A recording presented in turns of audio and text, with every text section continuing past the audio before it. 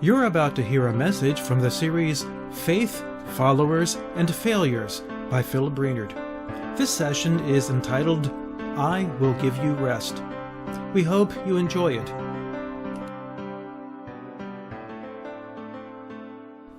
I once worked at a place that allowed people to meet before work to pray together. The standard habit with groups like this is to ask if anyone wants prayer for something special. When that request was put out, a good friend of mine raised his hand. Here was his request. Please pray for my wife. We had our first baby last month. She says that she's terribly tired all the time. No matter what she does, she just can't seem to kick it.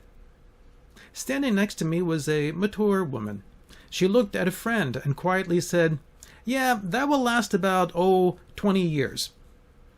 Mothers know what it's like to be tired all the time. But it's not just mothers. Lots of people feel tired all the time. At times like this, I can't help but type simple questions into an internet search engine. So I went to Google and typed in, how to stop feeling tired. Here are the results.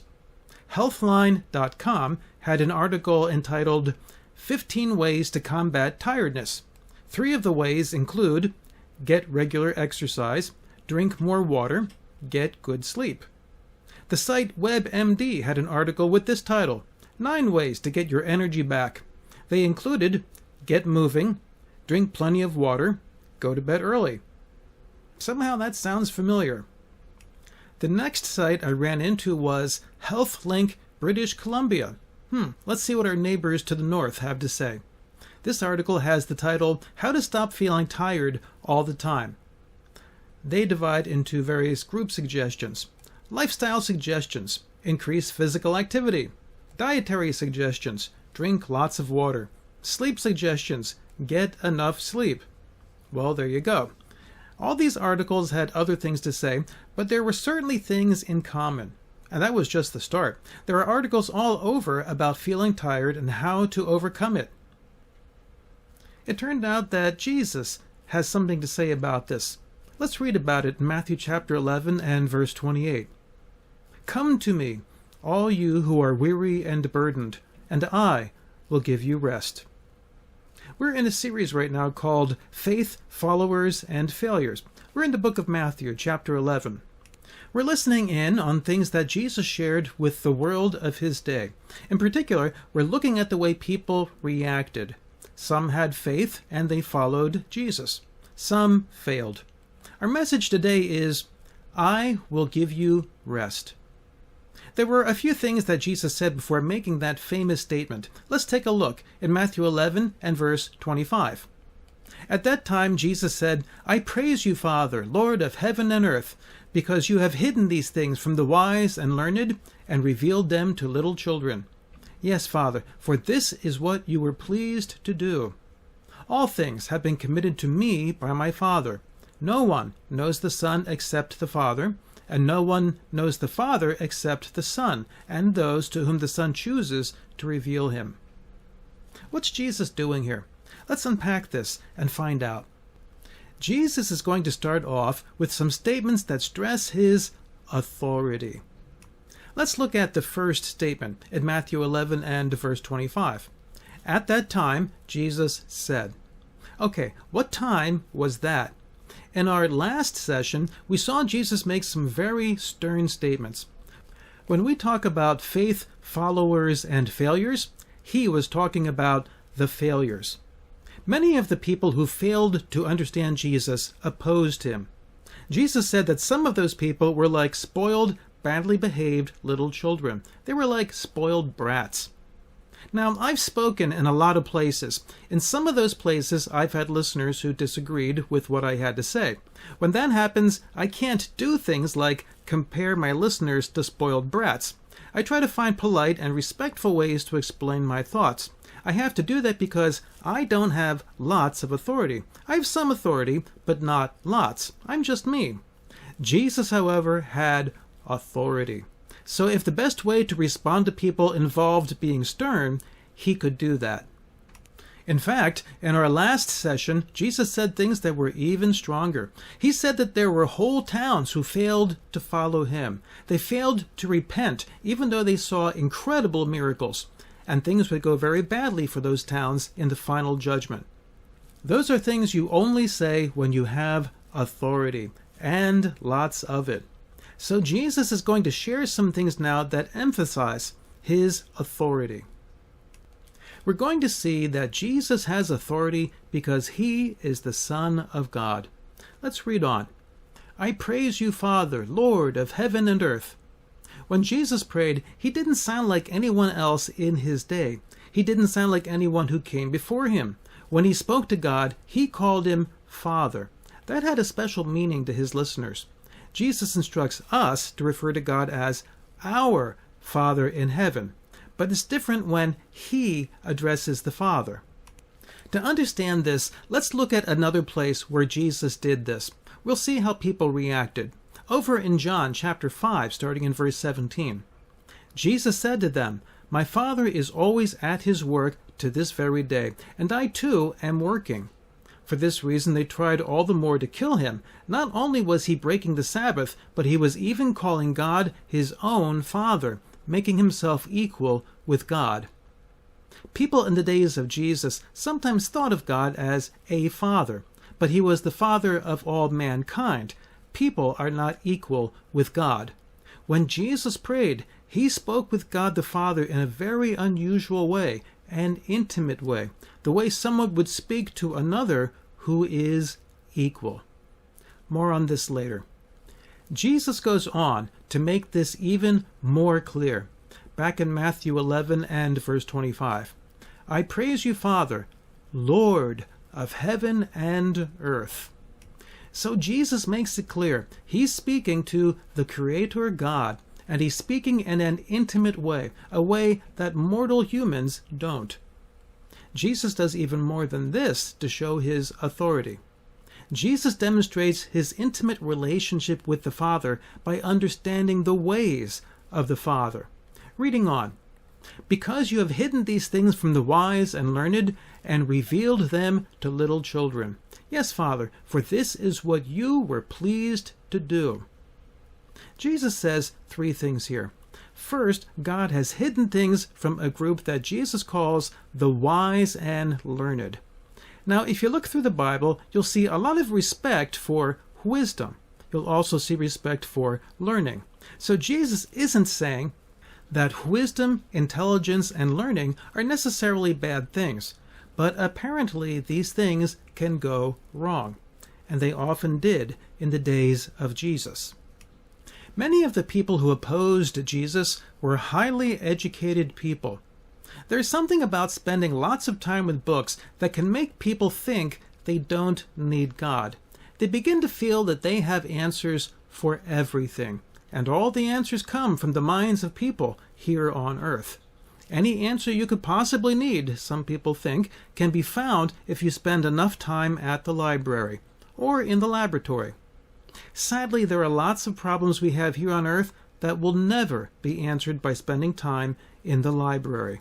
And sadly, there are many who will never discover this. Then there are children. Why does Jesus talk about children here? You see, children can be very humble. They're very inquisitive. They're always asking questions. How? How? Why? Why? Why? The difference between children and some adults is that when a child receives a good answer, they accept it and move on. Previously, Jesus compared some of the people who opposed him to children. Comparing people to children is not always a bad thing. It's a good thing when you're talking about good children. So this is a figurative way of saying that God dislikes self-righteous, prideful people, but he likes humility. The Apostle James said it in another place.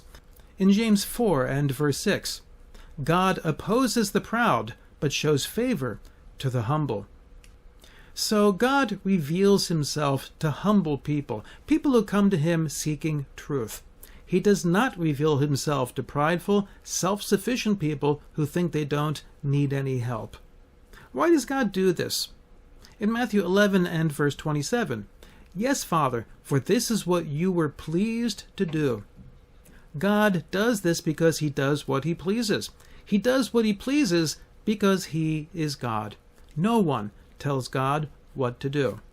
However, because God is good and kind, he often shows his love and grace even when he is not asked. So Jesus shows his authority because he understands the ways of the Father. Next, Jesus has authority because the Father gave it to him. We read, "All things have been committed to me by my Father." What kind of things have been committed to Jesus? All things. That's a lot of things. Are there any exceptions? No. All things. That's a lot of authority. Jesus has authority because the Father gave it to him. Next, we see that Jesus has authority because he is unlike any other being in the universe. We read on, "No one knows the Son except the Father, and no one knows the Father except the Son, and those to whom the Son chooses to reveal him." Jesus is like no one else. He has a unique relationship with the Father that no one else has. As we said earlier, he is equal with the Father. Only the Father can completely know Jesus the Son. No one can understand the Father except Jesus the Son. Fortunately for us, Jesus chooses to reveal the Father to anyone who comes to him. If you want to know God the Father, you must come to him through the Son. There are lots of people in the world.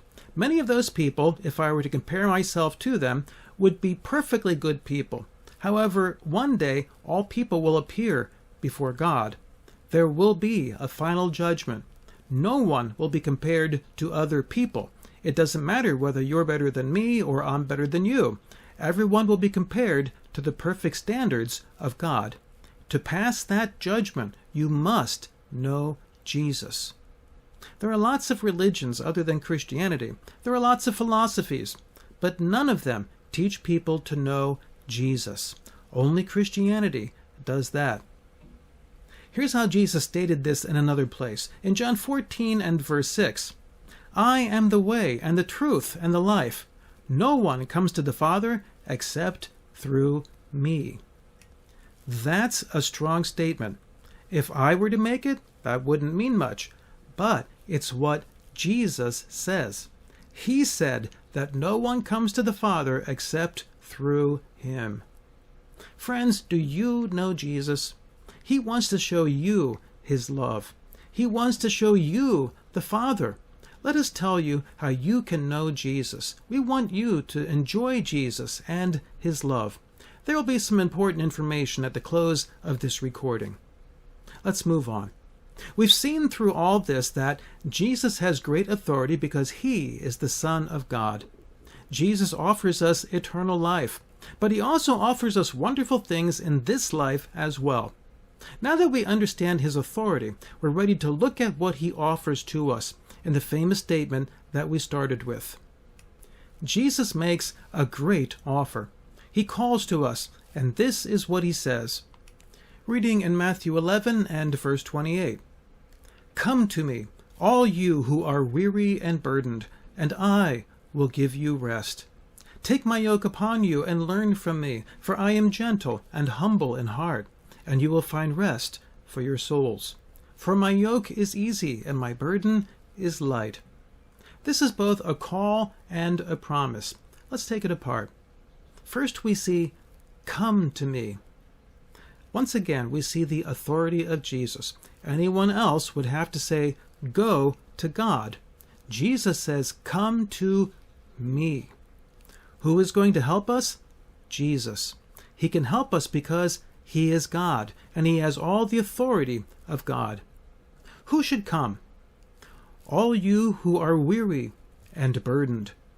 Jesus calls to everyone, no matter who you are, rich or poor, no matter where you come from, any nation, any people group. If you want to come to Jesus, you can come. Jesus gives a special call, though, to people who feel weary and burdened. To those people, he says, "I will give you rest." Let's stop here and ask a question. What makes people feel weary and burdened? I think there are three sources to this feeling. First is physical, our body. Next is emotional. And finally, spiritual.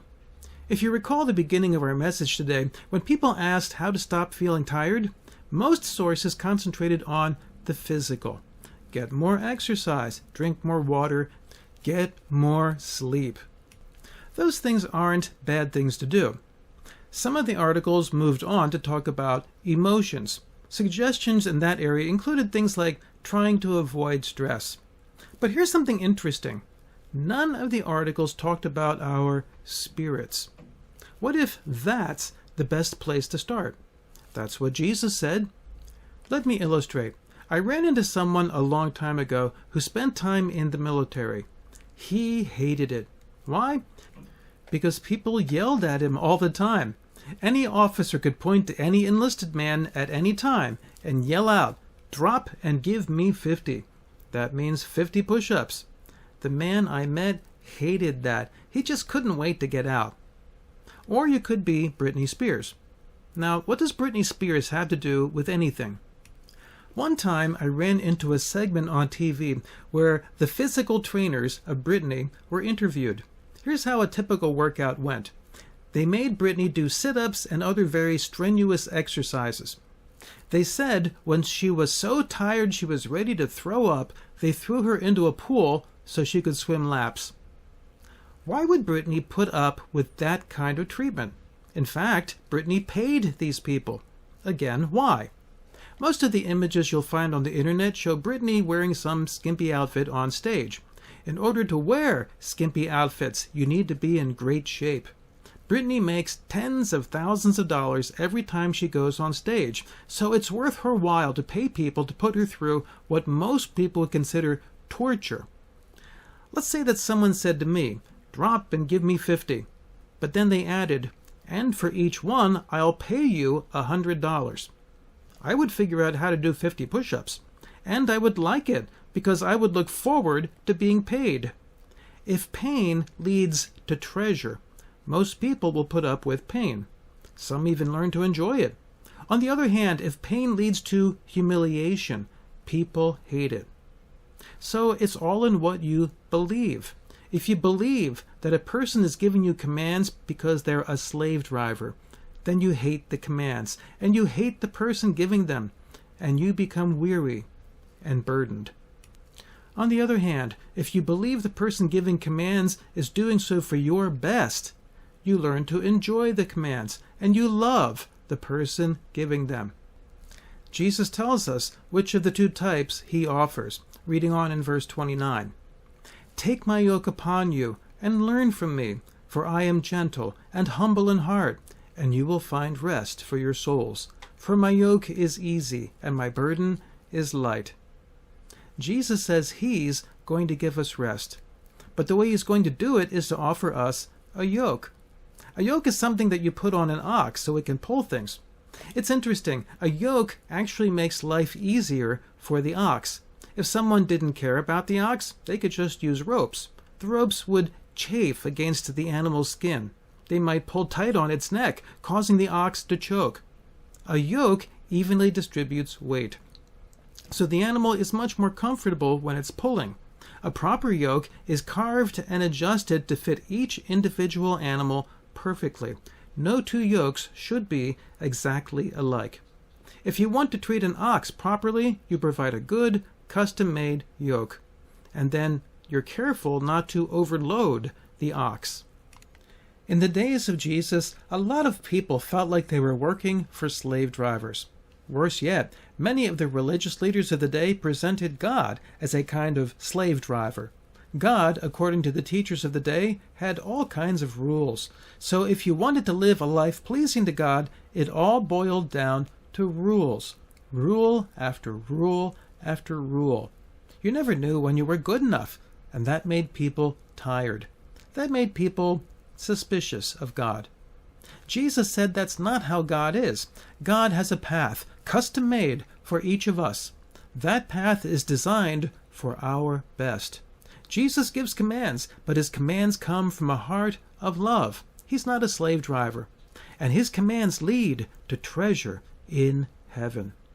So he can say, "Take my yoke upon you and learn from me, for I am a slave driver? No, I am gentle and humble in heart, and you will find rest for your souls. For my yoke is easy, and my burden is light." Let's pull this all together. Jesus called to the people of his day. Some rejected him. They failed. Now he turns to everyone else and calls people to himself, and he makes them an offer. He's not a slave driver. He is kind and loving. He gives commands, but those commands are good for the soul. If you feel weary, if you feel burdened, the answer is not to start with your body or your emotions. Exercise, water, and sleep are good. Watching your stress level is fine. But in the end, the Spirit is the best place to start. Give yourself to God. Let Him command your life. Place yourself into His hands. If you do that, you will find true rest.